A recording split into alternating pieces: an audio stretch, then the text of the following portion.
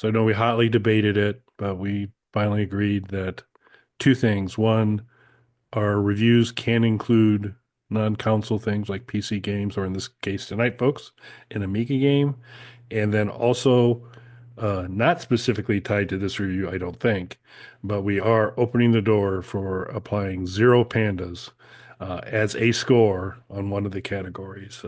Kind of thrust upon us as an issue with Atari Pac-Man, where there were probably some zeros that should have been given. No panda, no panda for you. So those are the big changes, folks. They're just clarifications, and we're going tonight to talk about fine Amiga game, Deluxe Pac-Man. We've talked about Pac-Man a little bit here and there. The Atari 2600 Pac-Man got us into some side issues on that. And I came across recently, because I've been trying to resurrect an Atari 500 and 2000 that I've got around the house, Deluxe Pac-Man, and fired it up. And I was like, oh, wow, I kind of forgot. This is pretty good. So I kind of pinged Mike about it, and he had a chance to play it some. And we said we need to do I felt we needed to do a review on it and kind of give it our apply the Panda system. Again, 0 to 5. I guess that's not again, that's new. 0 to 5. And the categories are fun factor, controls, difficulty, visual appeal, and replayability. So, um, any thoughts before we get started on this, sir? I was really not too familiar with this one. I guess I knew it existed, but I don't remember playing Pac-Man Deluxe and definitely not on the Amiga. So, as we've kind of discussed a little bit on here, Kelly is more of an Amiga guy. I've become an Amiga guy, but when it came to Commodore stuff, I was always a Commodore 64 guy. So, this channel as a whole, I would say, is very pro Commodore. But me more so 64, Kelly more so Amiga. So he's really introduced me to a lot of Amiga stuff, and I've become a big fan of it over the time that we've been doing the retro gaming content. Yeah, and important to note, Edgar Vigdal was the programmer for this. He's unfortunately passed away in 2015, but props to him because spoiler alert, kind of like this game. It's a pretty good version of Pac-Man. So so let's go ahead and get started, and we're going to get off with the fun factor to begin with. Um, I'm going to go 4 for fun factor. This is a pretty enjoyable game. They introduce some new concepts to Pac-Man play, like power-ups, which kind of aid in a lot of ways. So that's pretty cool.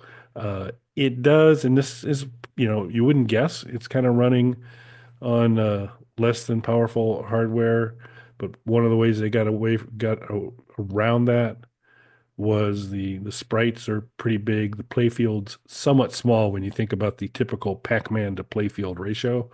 It's a little different. But regardless, it's really, really enjoyable to play, in my opinion. So 4 for me. Yeah, I'm gonna go with a four as well. So Pac-Man is one of those games that's iconic. I wouldn't, and I've definitely played it a lot. I wouldn't, as we brought up on the Atari 2600 version, I wouldn't personally put it in my like top games, but I understand its historic importance. I've played a fair amount of it, played a number of different versions of it. And as I'm sure some people are aware from the original, let's just say like classic style Pac-Man, there were later, particularly in the 16-bit era iterations, where they tried to do different types of games with Pac-Man as a character. This feels like the bridge between those. Like it introduces some new elements, like Kelly said, the look of it's a little bit different. You get the power ups. One of the things I like is this is probably the first one that really best utilized the the horizontal layout as opposed to the vertical layout. We talked about how that didn't really work in Atari 2600. This is horizontal, but it works. It feels natural the way that everything's laid out. So even though the maze is a little bit smaller than the arcade version, it doesn't feel it because everything feels well planned out when you're playing it. It feels like everything moves at a brisk pace, It's also, I think the larger characters, it would be a little bit easier if I were to introduce this to a kid, for example. I think it'd be a little bit easier for them to pick up at a younger age than even the traditional Pac-Man. Not that it's a complex game to understand, but because of the larger characters, I think they could just more quickly kind of latch on to what's going on, if that makes sense. Yep. No, I think so. Yeah. Yeah, it does kind of open that door without making it feel too childlike, although Yeah. it is definitely feels more accessible to younger folks. I'd agree completely. For controls, um, it's Pac-Man, so there's not a lot to it. So it can't really grouse about much. It is nice, as we mentioned, there are power-ups. So if you get like the gun, you can use the fire button to shoot. So that works just fine. So I'd go with a 4 for this as well. So the power-ups and the shooting thing is interesting because it almost feels like the imitator imitating it feels like the original imitating an imitator. Because we had mentioned in the Atari 2600 one where I threw out, play Alien instead on 2600. It's very similar to Pac-Man, and you get a gun as a power up in it. So it feels like this is kind of imitating that almost in a way. But I like it. I like the power up thing. Like I mentioned in the last category, it's a little bit of a change, a little bit of a new element, but it's not as there was a lot of 16-bit era Pac-Man games where they tried to put Pac-Man into different scenarios like three-quarter view games and side scrollers or puzzle games and different things where they were just trying to do other stuff with the character, which I appreciate, but that stuff never really took off. This feels like you're getting those elements without pushing you into something different with the character. So I'm going to go with a 4 as well. It all really just kind of comes together. Uh, Difficulty is our next category. I'm going to go 4 again. Uh, it is interesting and it's not really much of a criticism, but the AI of the ghosts is not as robust as in actual Pac-Man, and in fact, in terms of particularly them running away from you if you've eaten a pill and they've turned blue, uh, pretty very consistently within Pac-Man, the arcade game, they're in flee mode. They're going away. Where in this game here, they kind of continue on a somewhat random path. So that part can go in, but that doesn't uh, bother me much on the difficulty side. I'm open to making it a little easier. Allow me to go. I think it plays kind of it's Pac-Man like difficulty in terms of working a maze, trying to avoid folks, trying to use whether it's the typical power up or now the new ones that they've added in this game, including other cool ones like glue and ice and some things like that to either slow them down or power up to speed you up. Different options there, all really good. So I think it's a good mix. It difficulty as we've mentioned before is it at that right level to make it enjoyable, challenging, but not either brutally hard or way too easy. And I think this hits the mark nicely. And I'm going to go with another 4. Yeah, I'm going to go with a 4 as well. And I'm also going to thank Kelly because I wasn't sure where to bring that up. That is probably so. There's two things that I'm going to kind of critique with this game. That's one of them. You are used to Pac-Man where you eat the pill and the ghosts turn blue and they're running away from you. And you go on the offensive then and start chasing after them. That doesn't happen in this. They just kind of continue along their path. You can eat them the same way you can in the other one. It's not a huge deal though, really, when you're playing it. I don't think it really sways it one way or the other, but I could see people nitpicking that or it going against whatever strategy they typically have when they're playing. So for that, it probably keeps it from being a 5 for difficulty. So I'm going to go with 4 for that. Yeah. Then the next category is replay. Uh, Replayability, replay appeal. Struggle to find what the consistent term we're going to use for it is. Let's go with replay appeal. Um, you sound like a broken record, but I'm gonna go with a four once more here because lots and lots of levels, different power-ups that you can try that are somewhat random in terms of their distribution, so that there's a variety there. Um, the and this probably falls a little bit more in the difficulty, but as you go up in levels, the amount of time that the ghosts are blue continues to constrict, and to continue to keep it challenging and all that. So you've got a lot of different levels you can go through, a randomness to it. Uh, I think Pac-Man, obviously people like to replay it a lot, and the basic fundamentals doesn't change game to game. So I think a pretty solid four again for me. Yeah, I'm gonna go with the four as well. Same things that Kelly was saying. It's a good ramp up of the difficulty. There are plenty of levels, power ups, and things like that. What I like though is I feel like the first couple of screens, going back to the accessibility, I feel like I could, I have nieces and nephews. I feel like I could give this to one of them who's not familiar with Pac-Man. And instead of losing a couple of times because kids just don't have the attention span anymore that they used to, they would probably give up on the game.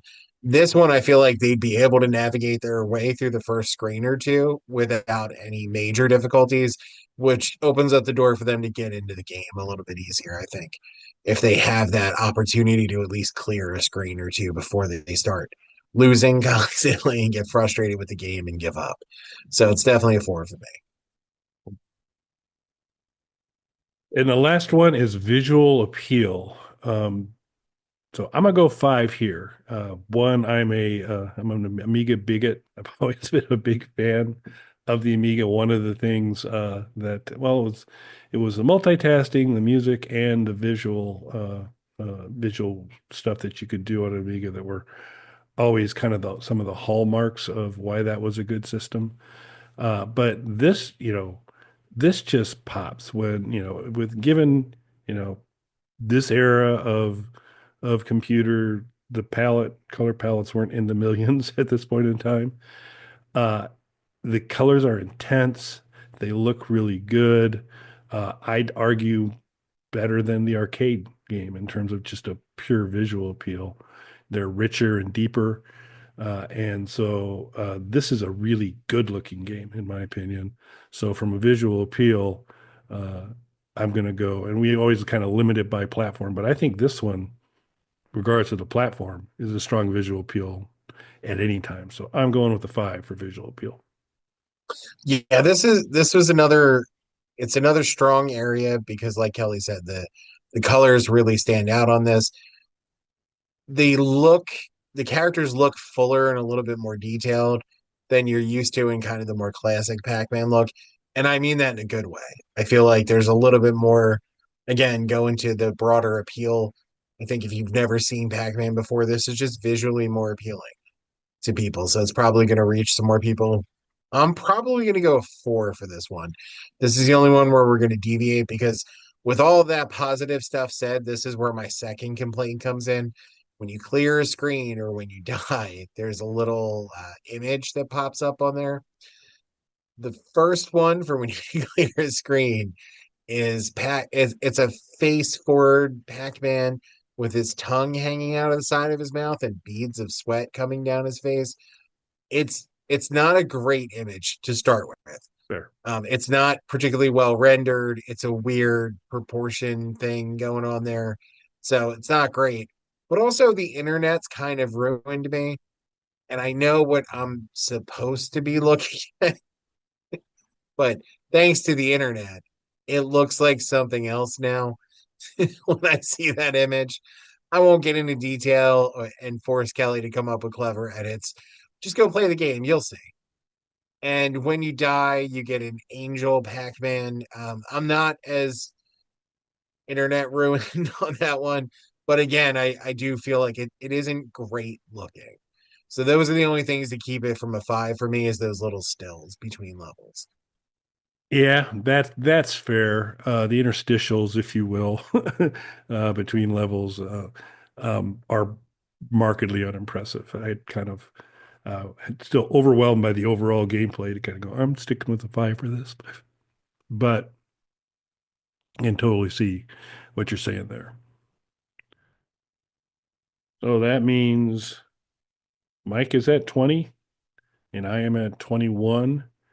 And how that lays up against our existing rankings at 20 pandas, uh, Deluxe Pac-Man for Mike ends up one panda below Beetle Adventure Racing and one panda above Ghost House. So, Interesting. which right now would be your fourth on your list of rankings so far. So nice and high. Mike's easier grader than I am, though. I've had this very rigorous scoring system. So this actually moves into a tie for number two for me at 21 with Road Rash from the Genesis, two ahead of Mario Kart. And so it's there to tie it too. So topper part of both of our lists did really well. It is a little ironic that we have done two Pac-Man reviews back to back, and one of the versions sits deep in the cellar, and the other one towards the top. It's like Rolling Stone and their Liz Phair album covers. Yeah, that's what it is. Yeah, we're not going to shift to a Liz Fair scoring system, though. I don't think. I mean, we can talk about it, but I don't think that's what we're going to do. So, be interested in your folks' thought. Do you agree, disagree? Look at our rankings overall, see if you have thoughts. Also, if you want to suggest a game for us to review, we'd be more than interested in hearing from you on that and getting after it. Um, Best way to do that would be to leave a comment, and probably feel a little bit dirty leaving a comment if you weren't subscribed to the channel. So go ahead and do that so you can have a clean conscience. Um, and while you're there, check out Hard Dough. It's the world's shortest podcast. And there's also merchandise afoot.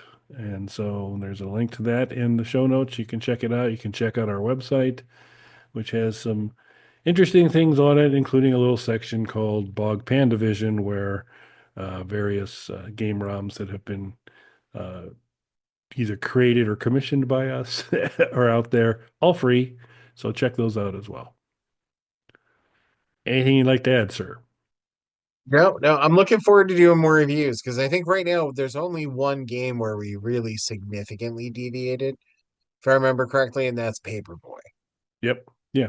Yeah. And it was, we just landed in different spots. I don't have the raise your fist and yell level of dislike of Paperboy. But yeah, that's the one where we were actually pretty far apart. But again, I was playing with no handlebars. Maybe that was the problem. You just fell over trying to use the Yeah. controller. It's so hard. Can't be done. All right. Thanks for watching, everyone. Thanks, everybody.